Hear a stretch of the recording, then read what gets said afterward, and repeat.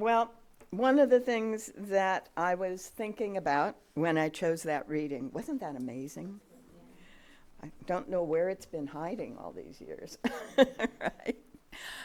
Was that it is a reminder from a very long time ago that people have been trying to take over and have failed in the long run.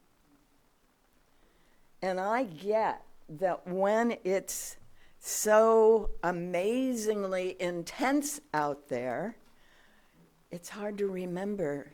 It's like a flash. Whoa, that was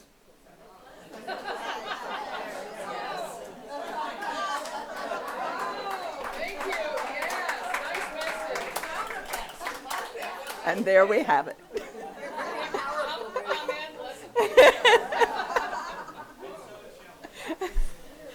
Yeah, flash in the pan for sure. Oh, wow. Love that. Indeed, indeed. And it really is. It's just as sudden and it's just gone just like that. Yes, yes, yes. As I prepare for these, I read a bit, I watch some YouTubes, I do a variety of inner processes, and I watched this marvelous TED Talk by Gabor Mate in Brazil. Marvelous man, incredible being. And he was talking about how people who have this need or hunger for power are experiencing an addiction. It's an addiction that grows out of feelings of incompleteness and insecurity. And he points out in this marvelous talk how if you look at all of the people we have called the greatest in the empire culture historical period, they're all small in stature and outsiders. Isn't that interesting? You know, more recently we have Hitler. Hitler, he's a small dark guy from Austria. And he's talking about how the world's all built for big blonde Germans. Huh? Right? If we go back to, Julius Caesar, Julius Caesar to the rest of us. And he was a small guy who was from the lower senatorial class. And you can read the letters from Cicero, when we know as Cicero, if you want to know more about that, who was an epileptic. He was a small in stature man who was an epileptic and would often have to just excuse himself to go behind a pillar and have a seizure. Yeah, wow. Even if we go back to Alexander, he wasn't one of these great, majestic Olympian Greeks. He was a little guy from Macedonia. So yeah, all of those who felt that need to take over everything and make it meet their needs and their hungers and fill their desires, we're doing what George Carlin calls pasting sandwiches on the outside of your body because you're hungry.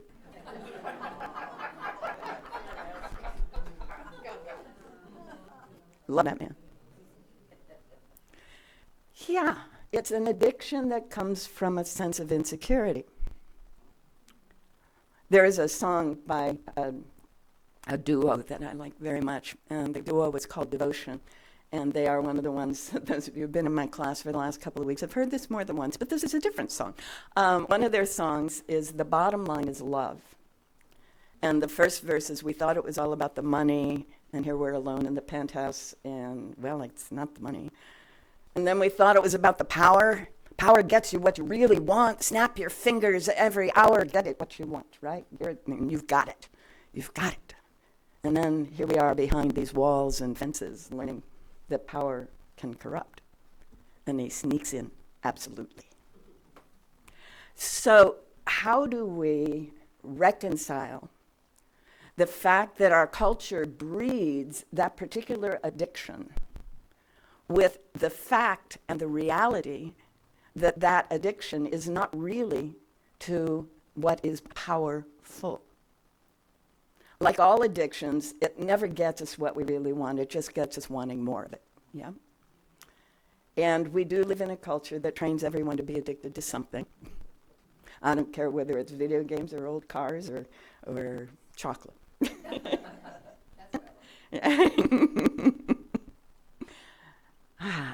Just gets you wanting more, never feeling satisfied.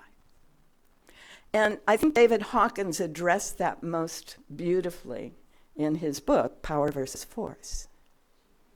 Because in our culture, which really is only 6,000 years old and really is dying, it really is falling apart, in our culture, we're encouraged to use force to get what we want, rather than use the power that is going to satisfy the actual hunger. And what does he mean by that? When he says force, he's saying making someone or something do something for us. And that's what Lao Tzu is talking about, isn't it? Trying to make someone, make the earth, make the planet, make other people do what would fulfill, we think, our needs. And what they're actually doing is just pasting more sandwiches on our bodies, rather than fulfilling anything, right? And he points out, David Hawkins in Power versus Force, points out that whenever we attempt to use force, we're actually causing distress to ourselves and to everyone around us. So I thought I'd give you a little bit of an experiment this morning. And that is, I'd like you to think of something that you absolutely know without a doubt has got to change. It has got to change right now, and you're going to do whatever it takes to change it. So think of that for just a moment or so, and think about how you're going to do whatever it takes to change that thing that's just got to change in your world, because we all have them. All right, pay attention. How does that feel? You're going to do whatever it takes because this thing has just got to change now.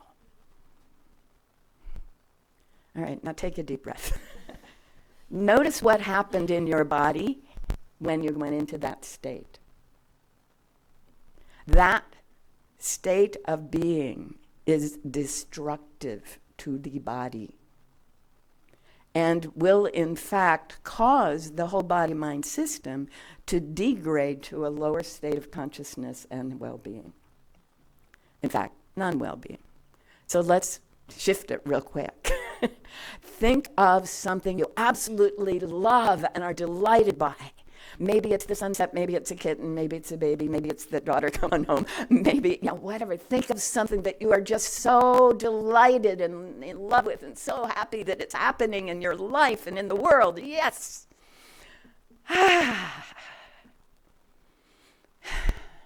And feel that opening in the heart and the gratitude and appreciation. And know that there is where your well-being lies. Only there, actually. Only in that place where we are feeling that wonderful connectedness and openness and appreciation and gratitude, because it is, and we are. And the world is becoming every day more fully what we are grateful for. Because, believe it or not, that is how the universe works. Even in the hardest, most materialist sciences, they're discovering that order and peace and beauty and harmony are the nature of things throughout all that is.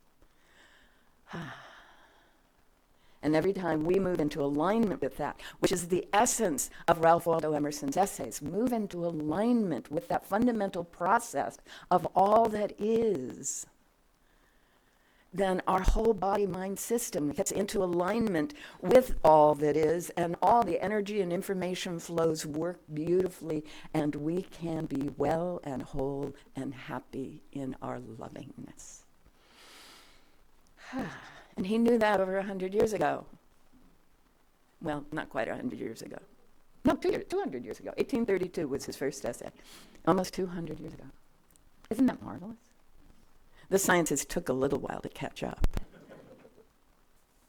But that's how it is when we know that who we are is not limited by the material processes. When we discover our transcendental nature, which is the essence of what Emerson was offering us, then we begin to experience beyond what the material experience allows, right? Transcend it, right?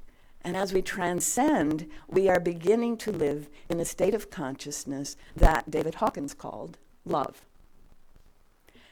Now, I don't entirely buy all the details of Hawkins' methodology. I'll say that up front because there's a lot of critique of that. But the essence of what he is telling us is that the more we are aware of this incredible flow of abundance that is everywhere, right, as our original caretakers of this land have understood, and the more we are in that appreciation state that we call gratitude, that the more we are in the flow of that harmony and order that is, and the more there can be in us, through us, around us, and for us. And what he discovered and attempted to justify in a rational way was those who are living in that state of knowing that it is all about appreciation and love radiate something that affects a lot of other beings. Now, Emerson would tell us that that's because they are part of this something that is all beingness, right? And that they are aware of it and they're in it. And so what Hawkins was saying is someone who lives in that anger and despair and apathy affects maybe themselves and one or two other people. But someone who is in that state of being that is that love and appreciation and openness to potential affects millions. His example is Gandhi. 5 million people were affected by his decision and his continued training of others to live in the state of what he called satyagraha, love, gratitude, peace, acceptance. So as we move into that state, we are not accepting, as Gandhi never accepted, another being attempting to impose force on other beings. He never accepted that, did he? Never, ever, ever. But he never met it with force. He always met it with the power that is love and respect and appreciation. Many of you know I'm part of a little electronics shop up in Wellport, and there's a TV screen that's focused on the front door. So you walk in and you see what's on the screen, and Phil, our shop manager and computer repair guy, always has an interesting video up. And usually I walk in, glance up, and I know exactly what video it is. He only plays about 50 over and over again. And I walked in and I looked up, and it was the Salt March in the Gandhi film. When he made up his mind, okay, it's time.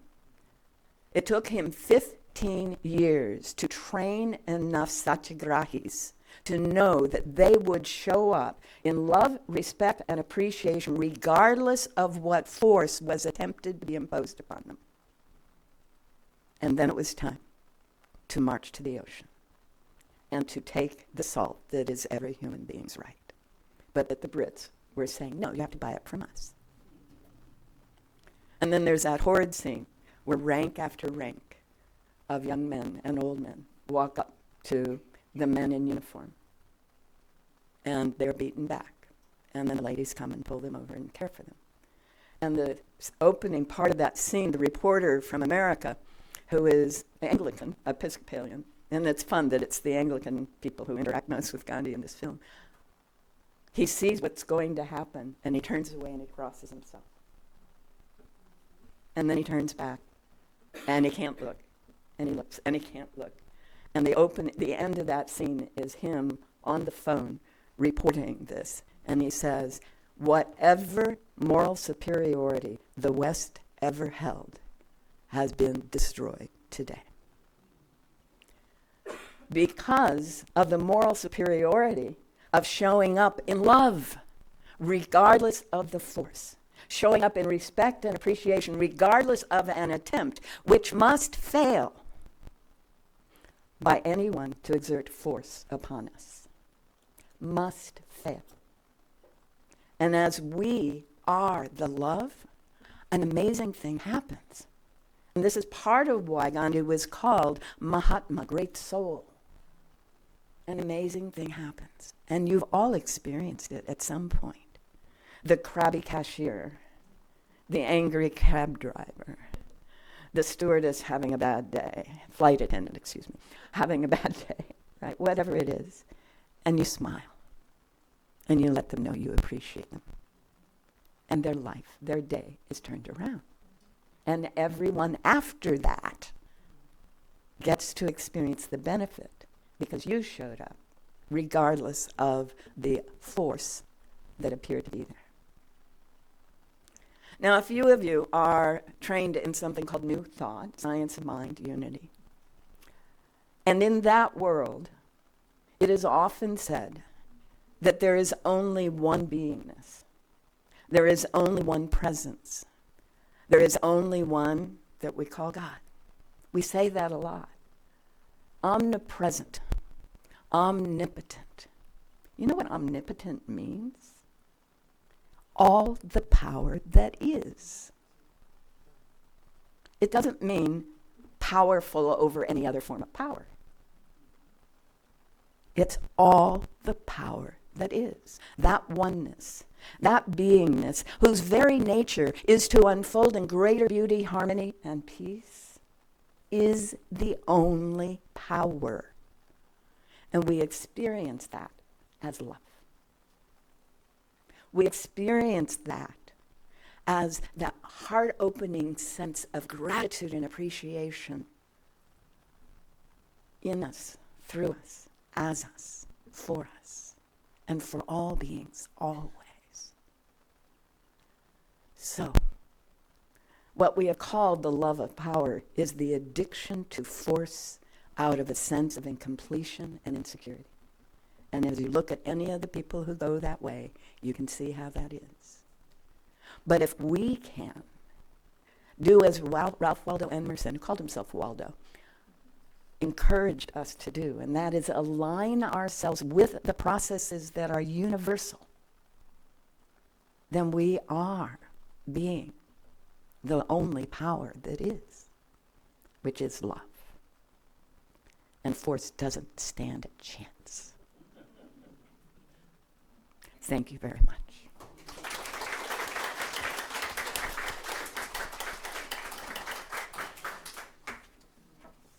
Thank you, love. Welcome back. We miss Ruth when she's gone, and we appreciate the fact that she does take some time off for herself and does her travels. And so thank you. So as we consider what we received here today or other days, we naturally feel like giving back so others may come to know and appreciate the family we are here. I see you all are reaching towards your handbags and your purses. This is good. We have you trained. Well, this is a part of the service, right? This is a part of community, is giving back. The flow of giving and receiving comes in so many ways, and now at our offering time, we ask that you consider the value you receive from this fellowship, and I've heard a lot of that already. And we ask that you offer a token of your gratitude towards furthering our programs for all of you and for future generations. Whatever the size of the offering, it is received in grateful appreciation. There is no expectation of anything, but a little bit, I think, could even make you feel a little bit better too. So we have two ways to give today. One is to our friends, the Florence Food Share. The money we give to them helps to keep their pantry filled, and we know we need that, right? And the others to our fellowship. So you have a couple of options, and we will appreciate your gifts in whatever way you can make those. And